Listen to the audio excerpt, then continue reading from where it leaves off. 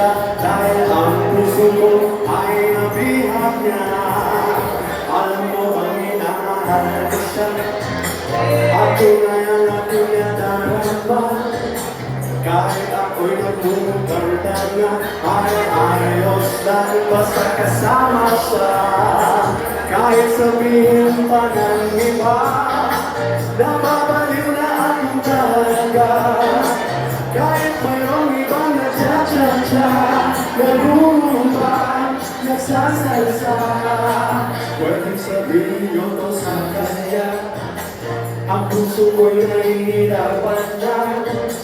Ano pa ba ang pwede kong gawin na ulura upang maakit siya? Palagi kaya ako ng tanong, magpanagol ang alas ng muso, magpalaki ng masa sa braso, yung panatang ng kwentero.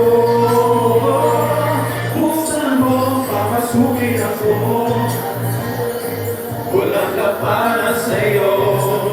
Ano bang gusto mo gawin?